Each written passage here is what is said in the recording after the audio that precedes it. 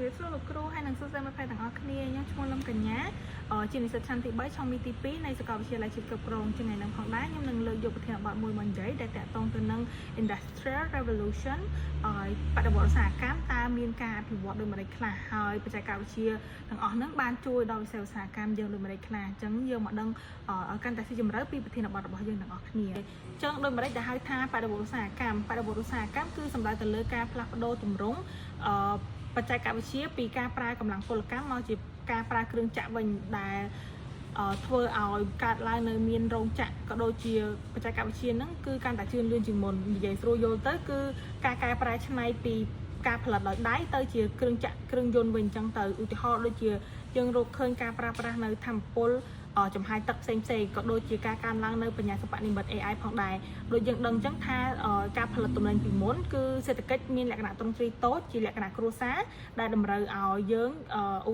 ងឧស្សាហកម្មហូបនីយកម្មរបស់យើងហ្នឹងគឺមានតម្រូវការខ្ពស់ដែលធ្វើឲ្យសហគ្រិនហើយនិងអ្នកច្នៃប្រឌិតហ្នឹងគាត់បានស្វែងរកវិធីដើម្បីបង្កើនផលិតផលរបស់ខ្លួនហ្នឹងយ៉ាងណាឲ្យកាន់តែច្រើនបំផុតតាមដែលគាត់ធ្វើបានហើយទីបំផុតក៏ពួកគាត់រកឃើញនៅបច្ចេកវិទ្យាផ្សេងៗអញ្ចឹងទៅចឹងថ្ងៃហ្នឹងខ្ញុំនឹងលើកយក4ចំណុចហ្នឹងមកនិយាយអញ្ចឹងចំណុចទី1តាក់ទងទៅនឹងបដិវត្តន៍ឧស្សាហកម្ម 1.0 ការផលិតម៉ាស៊ីនដំណើរការដោយចំហាយទឹកនៅក្នុងដំណាក់កាលឧស្សាហកម្ម 1.0 ហ្នឹងគឺម៉ាស៊ីនដើរដោយចំហាយទឹកត្រូវបានបង្កើតឡើងដើម្បីឲ្យដំណើរការម៉ាស៊ីនចំហាយទឹកនឹងបានកើតឡើងគឺគេត្រូវការប្រើប្រាស់ធ្យូងថ្មយកមកដុតជំនួសវិញដោយមិនបាច់ប្រើប្រាស់ថាមពលធម្មជាតិដូចជាទឹកឬក៏រហាត់ទឹកអីផ្សេងទៀតទេបន្ទាប់ពីរកឃើញរបបនឹងហើយគឺគេឃើញថាផលិតផលទំនិញរបស់គេហ្នឹងគឺអាចផលិតបាននៅគ្រប់ទីកន្លែងមិនថានៅទីកន្លែងណាហើយក៏មិនបាត់ចង់ថាមិនបាច់ចាំបាច់ដល់តែរដូវវាបានអាចផលិតបានដែរគឺយើងអាចផលិតបាននៅគ្រប់ទីកន្លែងនិងគ្រប់រដូវកាលហើយទម្រង់ថ្មីរបបកំហើញនេះបានធ្វើឲ្យកំណើននៅផលិតភាពយ៉ាងខ្លាំងក្លាហើយផ្នែកផ្អែកលើរបបហ្នឹងក៏គេបានរកឃើញនៅការប្រើប្រាស់ថាមពលមេកានិកដែលជាផ្នែកមួយដ៏សំខាន់នៅក្នុងម៉ាស៊ីននឹងដែរភាពជោគជ័យហ្នឹងគឺបានភាពជោគជ័យផ្សេងទៀតនៃបដិវត្តន៍ឧស្សាហកម្មទី1ហ្នឹងគឺជាផ្លូវដែកដែលគេឃើញថាផ្លូវដែកយើងអាចប្រើប្រាស់បានដោយយើងដុតធ្យូងថ្មហ្នឹងជំនួសដោយការប្រើថាមពលធម្មជាតិដែលវាធ្វើឲ្យមានភាពងាយស្រួលជាងមុនហើយប្រជាជនរបស់យើងក៏អាចឆ្លងកាត់ប្រើដោយផ្លូវដែកទំនិញក៏អាចដឹកតាមហ្នឹងមានភាពងាយស្រួលដែរហើយសេដ្ឋកិច្ចក៏កាន់តែធំធេងការមាននៅរោងចក្រផ្សេងហើយនៅតាមទីក្រុងធំក៏ចាប់ផ្ដើមមានអគារខ្ពស់បង្កើតឲ្យមានការងារជាច្រើនដល់ប្រជាជនអាហ្នឹងសុទ្ធតែជាសមិទ្ធផលដែលយើងទទួលបានពីឧស្សាហកម្ម 1.0 ហើយឥឡូវយើងមកដឹងអំពីបដិវត្តន៍ឧស្សាហកម្ម 2.0 វិញម្ដងដែលតាក់ទងទៅនឹងសង្វាក់ការងារហើយនឹងផលិតកម្មដែលប្រើដល់កម្លាំងអគ្គិសនីវិញម្ដងអញ្ចឹងការរកឃើញនៅថាមពលអគ្គិសនីគឺជាសញ្ញានៃការចាប់ផ្ដើមរបស់ឧស្សាហកម្ម 2.0 ហ្នឹងហើយនៅក្នុងចុងសតវត្សទី19ហ្នឹងគឺខណៈដែលម៉ាស៊ីនចំហាយទឹកគឺត្រូវបានជំនួសដោយម៉ាស៊ីនដំណើរការអគ្គិសនីវិញម្ដងអញ្ចឹងការរកឃើញហ្នឹងបានជួយឲ្យកំណើននៅផលិតភាពនិងសង្វាក់ការងារកាន់តែល្អប្រសើរហើយរោងចក្រក៏អាចផលិតបានទំនិញច្រើនតាមពេលវេលាផងដែរអ្វីដែលគួរឲ្យចាប់អារម្មណ៍ទៀតគឺឧស្សាហកម្ម 2.0 បានជួយកាត់បន្ថយនៅថ្លៃឈ្នួលដែលគេទុកទៅកម្មករដែលត្រូវជំនាញទៅតាមផ្នែករបស់ពួកគាត់តែប៉ុណ្ណោះអញ្ចឹងបានន័យថាការងារផ្សេងទៀតក្រៅពីហ្នឹងគឺប្រើប្រាស់ដោយកម្លាំងអគ្គិសនីទាំងអស់ហើយមួយវិញទៀតរបបកំហើញនៃអគ្គិសនីហ្នឹងក៏ជាការចាប់ផ្ដើមនៅវិស័យទូរគមនាគមន៍របស់យើងដែរដែលធ្វើឲ្យការតាក់ទងគ្នាគឺកាន់តែមានភាពរហ័សហើយនិងងាយស្រួលជាងមុនទៀតទំនាក់ទំនងនៅក្នុង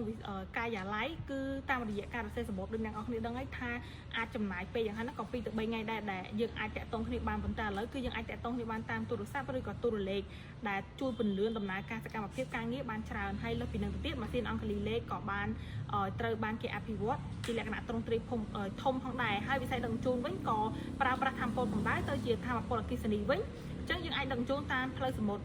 ឆ្លងសមុទ្រឆ្លងទ្វីបអីបានយ៉ាងងាយស្រួលហើយអ្នកទាំងអស់គ្នាដឹងអត់ឧស្សាហកម្ម 2.0 ហ្នឹងបានធ្វើឲ្យប្រទេសអាល្លឺម៉ង់ក្លាយទៅជាមហាអំណាចនៃឧស្សាហកម្មធំបំផុតនៅលើពិភពលោកអានេះគឺជាសមិទ្ធផលរបស់បដិវត្តន៍ឧស្សាហកម្ម 2.0 ឥឡូវយើងមកដឹងអំពីបដិវត្តន៍ឧស្សាហកម្ម 3.0 វិញម្ដងដែលតាក់ទងទៅនឹងផលិតកម្មស្វ័យប្រវត្តិជាមួយនឹងការរកឃើញកុំព្យូទ័រហើយនឹងព័ត៌មានវិទ្យាផ្សេងអញ្ចឹងឧស្សាហកម្ម 3.0 ហ្នឹងកើតឡើងនៅអំឡុងឆ្នាំ1970ដោយបដោតទៅលើការធ្វើកុំព្យូទ័រជាមួយនឹងប្រព័ន្ធស្វ័យប្រវត្តិហើយនឹងព័ត៌មានវិទ្យាផ្សេងហ្នឹងពេលហ្នឹងគឺជាអំឡុងពេលដែល desktop ត្រូវបានកើតឡើងហើយគេបានដាក់ឲ្យប្រើនៅតាមផ្ទះនៅក្នុងចុងឆ្នាំ1980និងដើមឆ្នាំ1990ដែលអ្នកទាំងអស់គ្នាដឹងហើយអំឡុងពេលហ្នឹង desktop ហ្នឹងក៏ត្រូវបានជំនួសដោយ personal computer ដែលគេហៅថា computer ផ្ទាល់ខ្លួនណាយើងអាចដាក់តាមខ្លួនបានទៅកន្លែងធ្វើការទៅសាលារៀនឬក៏ទីតាមសាធារណៈអីសុទ្ធតែអាចធ្វើការបានទាំងអស់ហើយម្លងពេលជាមួយគ្នានឹងដែរក្រុមហ៊ុន digital ក៏ត្រូវបានកាត់ឡើងដូចជាក្រុមហ៊ុន Microsoft Apple អីហ្នឹងក៏កាត់ឡើងនៅម្លងពេលហ្នឹងជាមួយគ្នាផងដែរបរិបទឧស្សាហកម្ម 4.0 នេះគឺជាបរិបទមួយដែលធ្វើឲ្យមនុស្សគ្រប់គ្នាផ្លាស់ប្ដូររបៀបរស់នៅហើយនឹងរបបនៃការរកស៊ីទាំងអស់ហ្មងនិយាយទៅគឺពិភពលោកទាំងមូលគឺអាចផ្លាស់ប្ដូរអាចនិយាយបានថាគឺអត់អាចរស់ដោយខ្វះបច្ចេកវិទ្យាបានទេអញ្ចឹងបរិបទឧស្សាហកម្ម 4.0 ហ្នឹងគឺតកតទៅនឹងបច្ចេកវិទ្យាវៃឆ្លាតដែលតាមរយៈ digital និងបណ្ដាញអ៊ីនធឺណិតផ្សេងៗដែលយើងកំពុងតែប្រើប្រាស់សប្តាហ៍ជាមួយនឹងការបង្ហាញខ្លួនរបស់អ៊ីនធឺណិតនៅក្នុងសតវត្សឆ្នាំ 1990 វាបានកែប្រែជីវិតយើងនៅក្នុងពិភពថ្មីទាំងស្រុងហ្មងហើយជាក់ស្ដែងការងារការសិក្សានិងការកំសាន្តត្រូវបានគ្របដណ្ដប់ដោយភ្ជាប់ជាមួយនឹងអ៊ីនធឺណិតកុំព្យូទ័រគ្រប់យ៉ាងដូចជាទូរស័ព្ទអីជាដើមហើយពាក្យបច្ចេកទេស AI robot ហើយក៏ដូចជាព័ត៌មានវិទ្យាផ្សេងៗគឺត្រូវបានកើតឡើងនៅម្លងពេលនឹងដូចគ្នាដែរជាចុងក្រោយបើយើងប្រៀបធៀបទៅនឹងបរិបទឧស្សាហកម្ម 1.0 2.0 3.0 យើងឃើញថាបរិបទឧស្សាហកម្ម 4.0 ហ្នឹងគឺជាយុគសម័យដែលមានការអភិវឌ្ឍឆាប់រហ័សជាងគេជាពិសេសគឺបច្ចេកវិទ្យា AI ដូចអ្នកនរគ្នាដឹងហើយថាសម័យឥឡូវគឺមនុស្សប្រើប្រាស់ AI ច្រើនខ្លាំងមែនទែនដែលអាចធ្វើឲ្យចាស់មួយចំនួនមិនថាតែចាស់អ្នកនរគ្នាសូម្បីតែក្មេងៗក៏អាចបែងចែកបានដែរថារូបភាពហ្នឹងគឺជា AI ឬក៏ភាពពិតប្រាកដអញ្ចឹង AI អាចនិយាយបានថាគឺគ្របដណ្ដប់ការងាររបស់ប្រជាជនច្រើនខ្លាំងមែនទែនដោយឥឡូវការងារមួយចំនួនក៏គេប្រើ AI ជំនួសដោយមនុស្សដែរដូចដែលគេនិយាយតគ្នាថា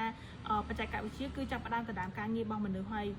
អាហ្នឹងគ្រាន់តែជាពាក្យអីដែលគេចាប់ផ្ដើមនិយាយនៅក្នុងសម័យ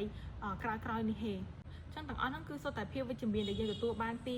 ការបដិវត្តឧស្សាហកម្មទាំង4ចំណុចហ្នឹងឯងប៉ុន្តែទន្ទឹមនឹងភាពវិជ្ជមានក៏យើងឃើញថាវាមានភាពអវិជ្ជមានច្រើនដែរដូចជាការប្រើប្រាស់ AI ការប្រើប្រាស់ទូរស័ព្ទអីវាអាចធ្វើឲ្យបាត់បង់ទំនាក់ទំនង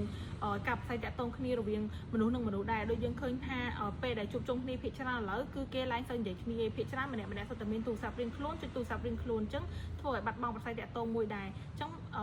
អ្វីក៏ដោយវាមានភាពវិជ្ជមានតែក៏វាមានអភិវិជ្ជមានដែរអញ្ចឹងគ្រប់សេចក្តីមក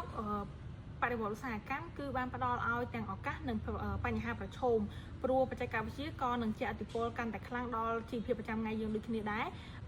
បច្ចេកវិទ្យាកំពុងតែធ្វើឲ្យដំណើរការងារកាន់តែមានភាពបត់បែនសម្រាប់មនុស្សជាច្រើនដែលពួកគេអាចធ្វើការនៅតាមផ្ទះសាលារៀនមិនថាទីសាធារណៈហាងកាហ្វេឬក៏នៅទីកន្លែងណាក៏បានដែរឲ្យតែពួកគេមានកុំព្យូទ័រ laptop ឬក៏ទូរស័ព្ទអីនៅតាមខ្លួនដូចនេះហើយផលវិបាកក៏ជាមិនរួចគឺការងារគឺត្រូវតែមានកម្មករតិចជាងមុនដែលធ្វើឲ្យវាប៉ះពាល់ដល់ឱកាសការងារប៉ុន្តែយ៉ាងណាមិញការងារថ្មីក៏វាកាត់ឡើងទន្ទឹមគ្នាដែរជាមួយនឹងការបណ្ដុះបណ្ដាលបន្ថែមហើយនឹងការវិវត្តថ្មីស្របទៅតាមបទដ្ឋានរបស់សង្គមយើងចឹងទៅចឹងការបញ្យល់បកស្រាយរបស់ខ្ញុំបានជាមកដល់ទីបញ្ចប់ហើយខ្ញុំសង្ឃឹមថាអ្នកនរគ្នានឹងយល់ពីការបកស្រាយរបស់ខ្ញុំហើយបើសិនជាមានកំហុសខុសឆ្គងកន្លែងណាខ្ញុំសូមអភ័យទោសហើយក៏សូមអរគុណដល់អ្នកនរគ្នាដែលបានចំណាយពេលវេលាមកស្ដាប់វីដេអូរបស់ខ្ញុំដែរអរគុណលោកគ្រូអរគុណអ្នកនរគ្នាបាយបាយ